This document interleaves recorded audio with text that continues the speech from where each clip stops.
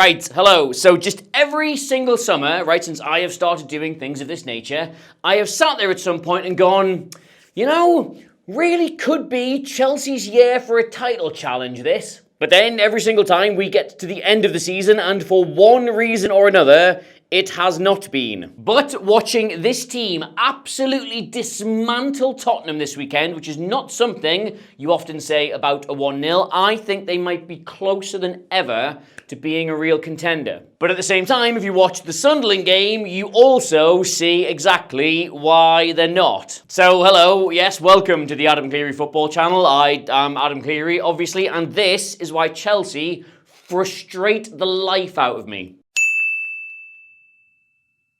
Alright, so first, just to unpack that dismantling claim, despite it only being a 1-0, Chelsea were better than Tottenham by a mile in this game. They had prepared for their opponents perfectly. We just did a video on Tottenham last week about how Bentancur and Paulinho make them really solid, yes, but are not proactive enough on the ball, so that when they are at home, when the impetus is on them to make things happen, the pair of them make the team look devoid of ideas. This is the exact heat map we used in that video from when they played Everton. Of course, they had quite a lot of the ball, and you'll see just nothing through the middle of the pitch from those two players. And if we swap this for the Chelsea game, you will see exactly the same problem. Like, there is one attempt at a raker here, which obviously does not come off, but other than that, it is sideways, it is backwards, it is unconnected, it is a massive problem for them. Like, go on, genuinely, have a look, really squint at this, press your face up against the screen of your phone or computer or television or whatever. Does any of this look incisive to you? It does not. And so this season, in certain games, Spurs can really struggle to make things because these two can't pass through a block and they can't play through a press. So Chelsea decided to turn up with both of those things. First off, their entire pressing idea was this exact situation, and this is literally 23 seconds into the game. The man-to-man when Tottenham have the ball at the back, but leaving Kevin Danso as an option deliberately. Like, Vicario can't go to Van de Ven here, he can't go to the fullbacks, he can't find any of the midfielders. His only short pass, his only way to retain the ball is Kevin Danso, which is incredibly rude. Obviously, it must be a very weird feeling to be a Premier League caliber, international level professional footballer and know that opposition managers are out there going, lol, yeah, just let him have the ball. But that is because of, out of every player in white you see on your screen here, Enzo Maresca perceives him to be the weakest on the ball. You are the weakest link. Goodbye. And if you watch the game, you will have seen that, he wasn't wrong. Like, this is his personal pass map from this game, and that is exactly what it shows. Like, there's a couple of nice, easy ones out to the fullback when Chelsea did sit off. There are a few with a little bit of incision as the game wore on, but by and large, they're either sideways, back to the goalkeeper, otherwise bad, or the red ones mostly show him getting panicked when he is put under pressure, launching it long, and Chelsea getting the ball back, which is the whole idea. Like, this is specifically what they were looking for him to do. Like, this is the 20th minute, play restarts, Pedro and Neto jump to Van de Ven and Vicario respectively, but again, they leave Danso free. And because Chelsea have gone man-to-man with the rest of their press, there is nothing easy on in front of him, so again, he goes long. Or he tries to, anyway. Chelsea turn it over, and after a little bit of fannying on, manage to work a shot. And they just rinsed and repeated this process for the entire match. Like, really early in the second half,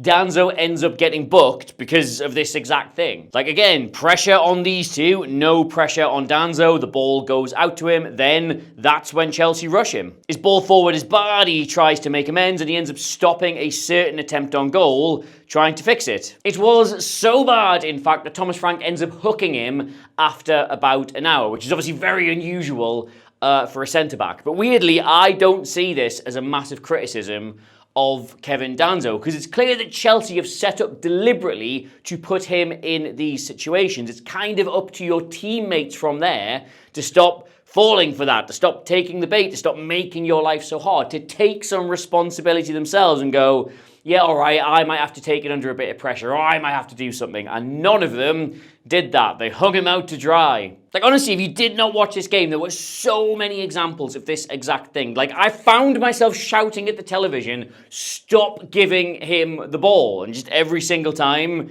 they did, and they put him in trouble, and this happened. I mean, obviously, they did stop giving him the ball when they substituted him, but by that point, it was too late. The inability to play out with Danzo, the inability to get through a press with Bentancur and Paulinho all meant that Chelsea swarmed Tottenham in their own third in this game. And this is an absolutely unreal graph from Mark Stats, who is an essential Twitter follow if, like me, you are a bad nerd, right? And it shows that Chelsea, away from home, took the ball off Spurs 41 times in what you'd class as a danger zone. And I'm just gonna try and overlay it over our pitch here, which may look terrible, but regardless, that is taking the ball off the opposition in a good, promising position at their place of business once every, 2 and a bit minutes. That is nuts, right? And Chelsea generated 5 chances purely as a result of doing this. Which, for context, Tottenham generated 3 chances,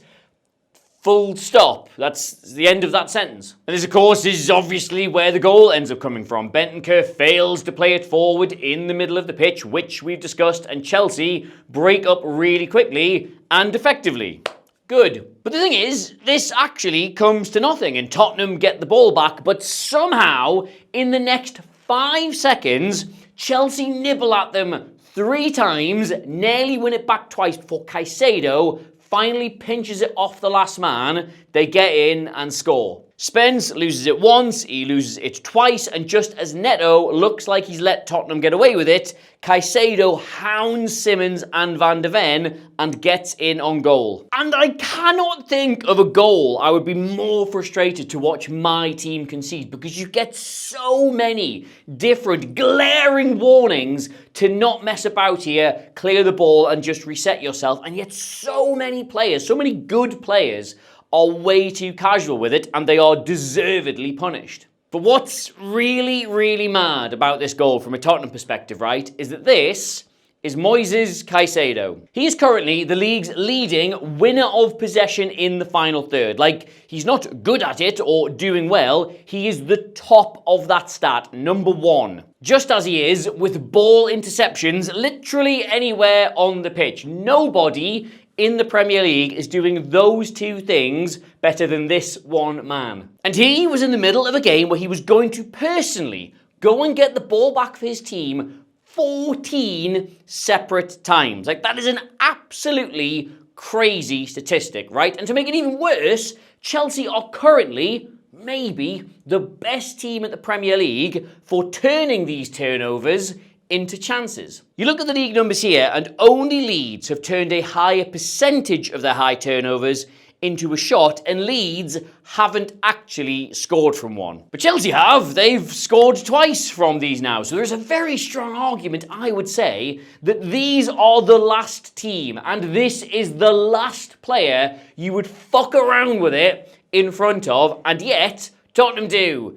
3 or 4 times in a few seconds. It is not often that you get exactly what you deserve in life, but this right here is that. And Chelsea just kept at them with this. Like, this is in the second half. Bentancur gets trapped playing out and they turn it over. 10 minutes later, Pedro manages to take it off Danzo in his own box. There is even a moment in this game when Sky was so busy showing you a replay of Chelsea taking the ball off Tottenham and nearly scoring that they missed showing you Chelsea taking the ball off Tottenham and nearly scoring. Thankfully though, replays exist. The ball goes out to Porro. Caicedo is on him like a supermarket Halloween costume. Takes it, turns it into a chance, and Neto should maybe score that. And after this weekend, Tottenham are now the team in the Premier League who have been on the receiving end of the most tackles in their own final third. Like, it is an obvious soft spot for them currently, and Chelsea turned up completely in the mood, got at them in all the right areas, and should have won this game by 3 or 4. But just, let's hang on a second, right? This is obviously like in transition in the game. It's sort of more on the ball. What about off the ball? Did Maresca win that battle of brains as well?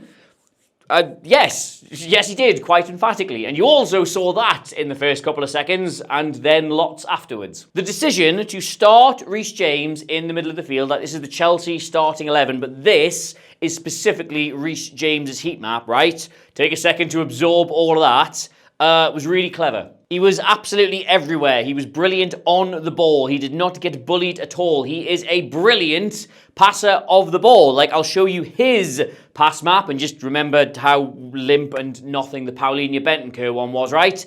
This was Reece James. Loads of these are forwards. Loads of them are into the opposition half. Loads of them are into the final third. He's even got these cross-field rakers in his locker to take the pressure off, to play into the space. Like this one here is just a mouth-watering example of just how important it can be to find a runner when the pressure is on or teams are congesting areas in front of you. And obviously, Reece James is brilliant at this. Nobody on the Tottenham side had this in their locker, but that was not his most important job. When Tottenham did get the squeeze on Chelsea in the final third, Robert Sanchez had no issue with going long. And occasionally, as he does in this example, he would find somebody with a brilliant pass out from the back. But of course, the longer the pass, the less accurate it's going to be. So on the occasions when this did not find a Chelsea head, Reece James was responsible for moving the whole midfield unit up to scrap the second balls. And yes, that is a term we're hearing an awful lot this season. Second balls are as in vogue as long throws, but doing this kept Tottenham almost entirely penned in their own third, stopped them playing out, and as we know, that was the best part of the pitch, to take the ball off them. So it's all part of one very well put together plan. Like, these are all of Reece James's defensive contributions in this match, and you will note the vast majority of them take place in Tottenham's own half. His being in the midfield rather than the defence is such like a mentality switch for Chelsea. Like, it forces them up the pitch. It makes them defend so much more aggressively and so much more proactively. There's just so many examples of him dominating some area of the game, either with the ball or without the ball. And honestly, I love Reece James. Like, if he was capable of playing 50 games a season, I honestly think we would talk about him as one of the best players in the world. He's got everything. So then, this is brilliant, isn't it? Whichever one of the graphs you want to look at, again, like, this is really good. To be a team capable of turning up in a game like this, it's a derby, you're away, you're playing a team who could potentially go second, and you've gotten every single part of your game plan absolutely spot on, and you have executed it from front to back perfectly, right? That's brilliant. So why then are you getting beat at home off Sunderland? Why did they give away a terrible equaliser against Brentford? Why are the results constantly hampered by so many stupid red cards? And this, admittedly, is more just my opinion than anything else, right? But I do think that Chelsea have a manager who is capable of winning the Premier League. And I think they've nearly got a squad of players that is capable of winning the Premier League. But what's stopping them is I just don't think the culture here is quite right. Like, it feels to me like this squad is just lacking one or two really natural leaders. Chelsea have, by an entire year, the youngest average age in the league this season. And I think in certain games, when things aren't quite going right for them, that does show. The winning goal against Sunderland really shocked me, because when that layoff comes, it's a 3v3 in the box after Chelsea had a 2v1 on the halfway line. But if you wind that all the way back to when the ball is launched up the pitch, right, Chelsea have 3 players who are closer to their own goal than either of the 2 Sunderland players who managed to get up. Inexperience tells you that this 2v1 is just something the defenders will manage, and you can wait back here so you can focus on the fun stuff like scoring and being the hero. But I think what experience would tell you is that, like, shit, yeah, obviously it's bad if we draw this 1-1, but I better bust my arse to get back to make sure we don't go and lose the thing. Like, make the run, track the man, haul somebody down, take the yellow card, like, actually think about the situation. And experience would also tell you not to get 2 really stupid yellow cards when you're just back from injury, or not to get a red in the very last minute of a game you have won at a canter. So if somebody somewhere within this group can step into that role, can take responsibility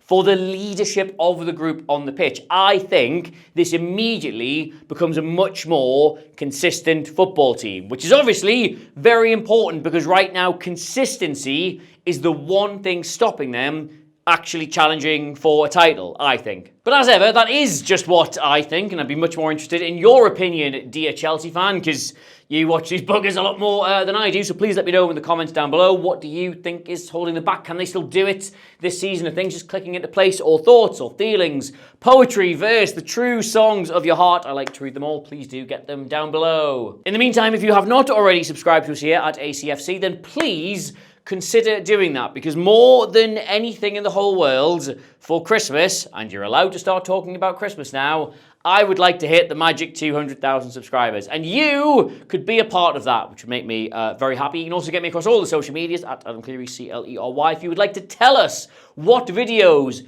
to make. We now do members stuff with members and their things, so the link for that is down below. More information if you want it, just where you'll find it, and that's it. That's it. This should have been 3 or 4-0, which would have been a statement win, but it's not. So I'm giving you the statement instead. You're welcome. Goodbye.